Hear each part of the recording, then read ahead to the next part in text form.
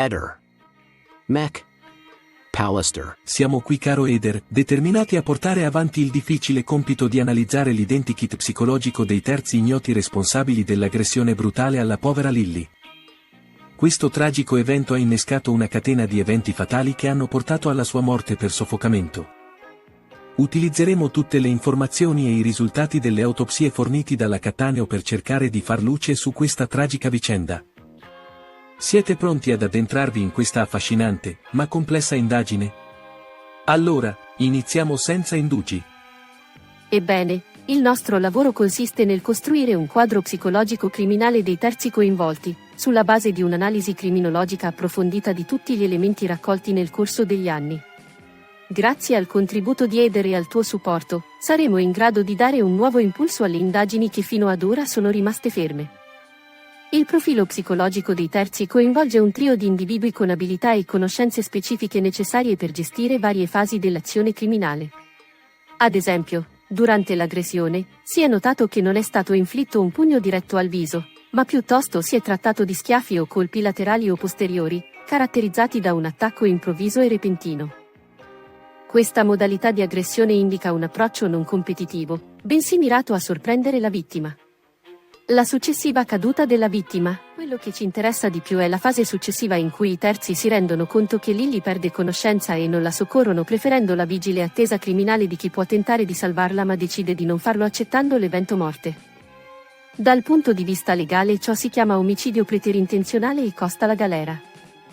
Il terzo è quindi una persona di una certa età e con conoscenza non solo della normativa criminale e penale ma anche di messa in scena, e ciò lo scopriremo a breve. Non siamo in presenza quindi di un ragazzo di 20-30 anni, per intenderci, che in tal caso sarebbe fuggito dalla scena senza pensarci molto, vedasi il caso Turetta o Impagnatiello, che occultano in mal modo i corpi e niente altri. Qui i terzi coinvolti ragionano ed hanno assistito alla morte asfittica di Lily e da ciò capiscono che devono fare. Ciò che preoccupa i terzi coinvolti è l'aver assistito alla tragica morte asfittica di Lily e la comprensione della scena che devono creare. Decidono di mettere i sacchetti sulla sua testa, utilizzando guanti per non lasciare impronte digitali e lasciando il cordino del sacco allentato. La scena mostra una combinazione di imperfezione e rispetto, evitando di replicare la posizione fetale in cui Lily si era accartocciata durante la morte. È una scena ad hoc che si ispira alla loro terribile esperienza, con Lily che lottava per respirare mentre era vittima di un'emorragia cranica. Ecco, mi aggiungo alle considerazioni dei colleghi e vorrei interessarmi alla fase di trasporto del corpo ed alla confezione della scena del crimine in cui i terzi ricostruiscono il suicidio della donna. Seguitemi nei particolari. Il trasporto viene reso più agevole dall'utilizzo dei sacchi neri, ma questi saranno usati anche per altro fine, quello di preservare il corpo. C'è quindi l'intenzione di farla trovare e che sia anche possibile il riconoscimento. Come detto, i sacchetti piccoli ed il cordino serviranno ad inscenare una morte asfittica creata da Lily, ma sappiamo oggi che l'asfissia è correlata ad altro evento riferibile alla contusione cerebrale diretta sulla tempia laterale, conseguente all'aggressione patita, mentre i sacchi neri serviranno al trasporto ed a conservare il corpo per farlo riconoscere e non farlo aggredire dagli animali. Tutta la scena è stata finemente creata, senza lasciare tracce, con uso di guanti, da parte di chi conosce il territorio, conosce le abitudini, ma c'è dell'altro. Si tratta di persone che hanno in loro possesso non solo abilità e conoscenze, ma una volta portato il corpo, li si premurano per altro. Ma può essere mai che i criminali del fatto si premurino dopo l'evento morte a loro collegato di far ritrovare il corpo di Lily? Nella storia criminale, vedasi il caso Turetta ed Impagnatiello, non è successo, perché il criminale fugge e non si premura di far trovare il corpo preservato da sacchi. Qui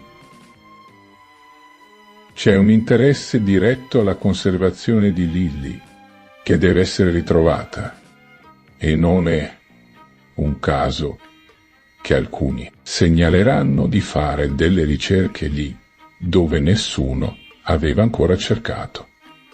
Ciò non può essere un caso. Ok, c'è il sospetto sul marito, ma l'indagine va fatta sempre a 360 gradi, perché può portare anche il sarendicino ad altri soggetti coinvolti. In essi anche una donna, pur capace di litigare con Lily e di far accadere l'evento traumatico salvo poi aver bisogno di uomini per aiutarla nelle fasi successive. Il trio è quindi un trio misto sicuramente. Ora cerchiamo di capire perché far ritrovare Lily attraverso, ovviamente, lo staging del caso. Abbiamo già detto che si tratta di conoscenti. Allora seguitemi. Dai tabulati telefonici non risulta alcun contatto con gente estranea. Non risulta SMS di un appuntamento e non risulta che Lily porti con sé quella mattina telefoni e documenti. Nella borsa dirà solo Claudio che andrà alla Wind e perderà tempo. Non ha con sé però nulla che giustifichi il suo andare alla Wind, per cui si tratta di una banale scusa. Per noi è chiaro, invece, che nella telefonata antecedente di oltre 13 minuti lei prenda conoscenza di Lily, un fatto che la turba e che vorrebbe risolvere a favore di altra persona. L'origine del suo movimento e della direzione che prenderà oltre Piazzale Gioberti è allora collegata a Delia, un colloquio telefonico avuto, ed è qui che lei entra in scena. Non ha bisogno per questo di telefoni o documenti, che non porterà infatti con lei a questo incontro, che non è programmato, e per questo non vi è traccia in SMS o telefonate. Lei ci va senza preavviso e conosce i soggetti verso cui si reca oltre Piazzale Gioberti, nei dintorni. In un'intervista il Claudio dirà che Lily è morta per salvare lui. L'affermazione è degna di interesse, perché ci dà conferma di un interesse di Lily verso la protezione della persona di Claudio, fintanto che i messaggi di Lily in cui ella scrive, ne parliamo dopo, dimostrano il suo interesse a fare da mediatore e recarsi per questo cupa e preoccupata verso tali soggetti che certamente conosceva già. Questa è una certezza. Ha svolto il suo compito di mediatrice? Riteniamo di sì. Ci teneva e voleva riuscire, ma le cose sono andate diversamente. Qui entra in scena il dire di Sebastiano, che afferma nei primi giorni è stato un incidente, per poi avviarsi in quanto preoccupato ad avere delle condotte di chi ha saputo cosa è successo e si crea alibi con la GoPro. Ciò però non per forza afferma la responsabilità diretta di Sebastiano, il quale però viene notiziato dei fatti. Questa è una nostra ipotesi, perché anche lui conosce i terzi. Trieste non è molto grande. Le indagini hanno dimostrato che i sacchetti ed il cordino provengano dalla casa di Sebastiano e Lily. Ciò ha dato delle certezze mediatiche a chi di conseguenza ha ritenuto subito colpevole Sebastiano. Ma siete sicuri di ciò? Può essere mai in ipotesi che si effettui uno staging prendendo da casa propria il necessario per creare la scena del crimine? Ricordiamo che i terzi sono soggetti accorti ed hanno usato guanti in lattice spessi. Potevano mai fare una sciocchezza del genere e prendere dalla propria abitazione i sacchi ed il cordino? Noi riteniamo di no, secondo il profilo criminale che abbiano oggi creato. Riteniamo invece diversamente che siano entrati in casa di Lily ed abbiano portato via quanto necessario, in modo da completare con successo lo staging con la Lily, che di suicida portandosi da casa il necessario. Vedete quindi che come ragionano finemente d'intelletto i terzi. Riescono anche a far sospettare tutti di Sebastiano così. Vi pare poco? Ma c'è dell'altro, e tanto. Siamo arrivati quindi alle conclusioni.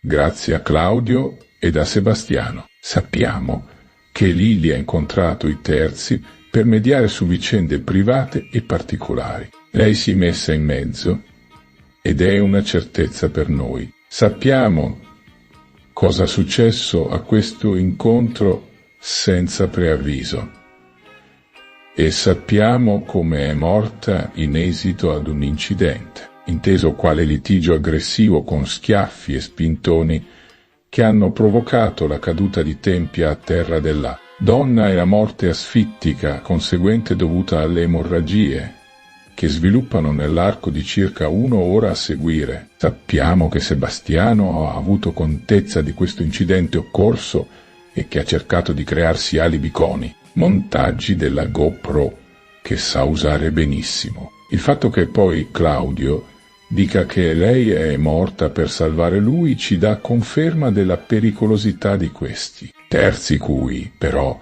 Lilli andrà incontro, perché sicuramente li conosceva e non poteva immaginare di una aggressione. È morte, ma l'incontro è cosa certa e non ci interessa l'oggetto colloquio. Tutti hanno già parlato e ci hanno dato la possibilità di creare il profilo criminale di tali terzi. Soggetti di Trieste conoscenti della Lilli e non solo.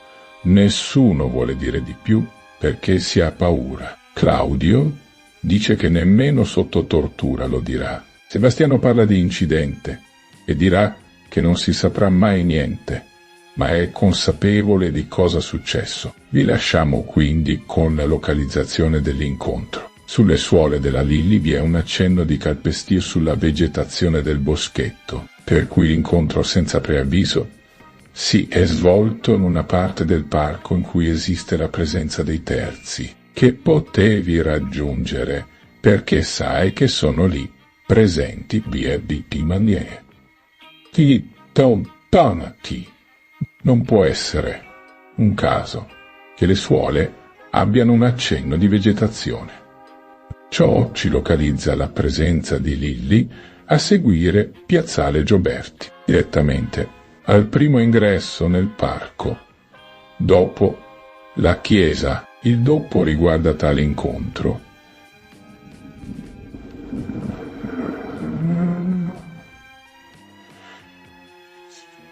Grazie a tutti ed alla prossima. Ciao ed ci vediamo a Torino.